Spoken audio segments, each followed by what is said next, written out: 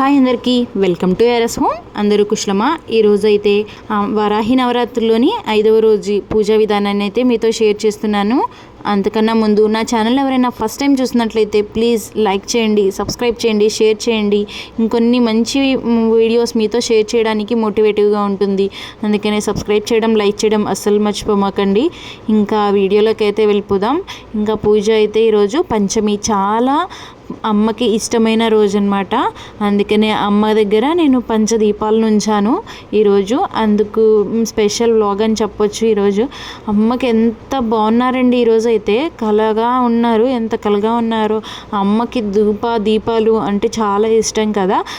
ఈ వీలైనన్ని దీపాలను అయితే ఉంచండి అమ్మ దగ్గర, వారాహి అమ్మ దగ్గర.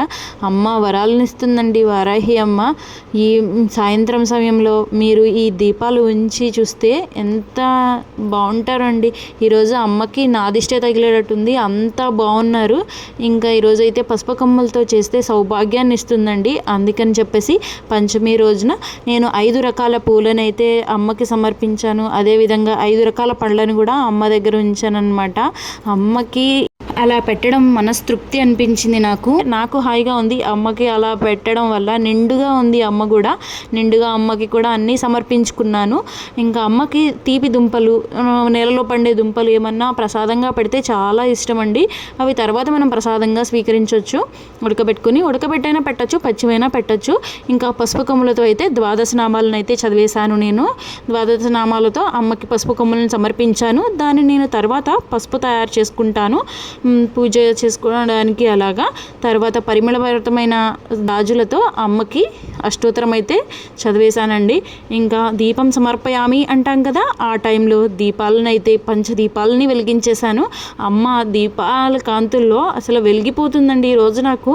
ఇంకా అమ్మకైతే ప్రీతికరం అయిన ఈరోజు అమ్మకి తెల్లటి ప్రసాదం అయితే మంచిమని చెప్పేసి అమ్మకి దద్దోజనం చేసి సమర్పించుకున్నాను. అమ్మ నిజంగా తిన్నట్లే భావించాను నేనైతే.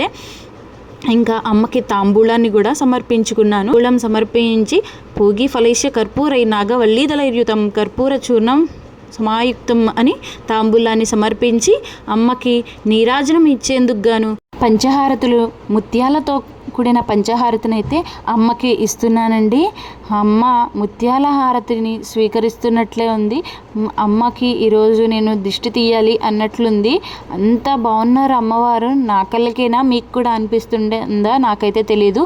ఎవరైనా పూజ చేసుకోలేని వాళ్ళు ఉంటారు కదండి, కుదరదు అన్న టైంలో ఇలా మీరు కూడా ఇలాంటి పూజ విధానాన్ని చూసి నమస్కరించుకోండి చాలు. అమ్మ కరుణించేస్తుంది. అంత కరుణగల్ల తల్లి అన్నమాట. హారతిని అమ్మకి ఇచ్చేసి నేను ఇంకా లైట్స్ అన్నీ ఆఫ్ చేస్తే అమ్మ దీపాల కాంతుల్లో వెలిగిపోతున్నారండి. అమ్మ అయితే నాకు కరుణించారు. ఇలా చూస్తూ ఉండగానే అమ్మ ఒక పువ్వు వేశారు. మీరు అనుకోవచ్చు, నీకేమన్నా పిచ్చా, నువ్వు సరిగ్గా పువ్వు పెట్టలేదు అందుకే పడిపోయిందేమో అనుకోవచ్చు. కానీ నేనైతే అలా అనుకోవట్లేదు. అమ్మ నన్ను అనుగ్రహించిందనే అనుకుంటున్నాను. మీకు కూడా అలాగే కొంతమంది ఫీల్ అవుతారులేండి. నేనైతే అమ్మకి అంత బాగా కనెక్ట్ అయిపోయానండి. ఇదేనండి ఈరోజు ఈ వీడియో అయితే.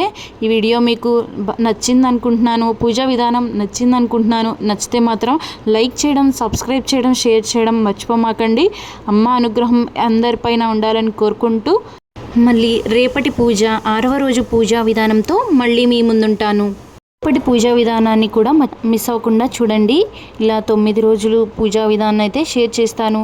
తప్పకుండా చూడడం అస్సలు మర్చిపోకండి. Thank you for watching.